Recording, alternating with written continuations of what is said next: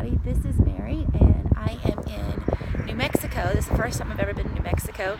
Mom and I stopped at a rest stop, and which is very good because there's nothing around.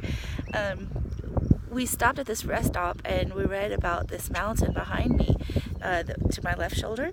There is, it's called the Sierra Grande, and it is actually an extinct volcano. And I thought that was very interesting, and it rises to an elevation of 8,720 feet, and it's one of the only extinct volcanoes in this area, and it actually covers over 1,000 square miles, and it protrudes into Colorado, New Mexico, and even into Oklahoma. But it reminded me of a scripture, one of my favorites, and I'm going to pull it up. It's from Nahum chapter 1 verse 3. The Lord is slow to anger and great in power, and will not at all acquit the wicked. The Lord hath his way in the whirlwinds and in the storm, and the clouds are the dust of his feet. He rebuketh the sea, and maketh it dry, and drieth up all the rivers. Bashan languisheth, and Carmel and the flower of Lebanon languisheth. The mountains quake at him, and the hills melt. The earth is burned at his presence. Yea, the world, and all that dwell therein. Who can stand before his indignation, and who can abide in the fierceness of his anger? His fury is poured out like fire, and the rocks are thrown down by him. The Lord is good, a stronghold in the day of trouble, and he knoweth them that trust in him.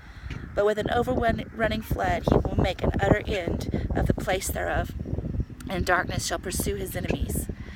What do ye imagine against the Lord? He will make an utter end. Affliction shall not rise up the second time. For they will be folden together as thorns, and while they are drunken as drunkards, they shall be devoured as a stubble fully dry. There is one come out of thee that imagineth evil against the Lord, a wicked counselor.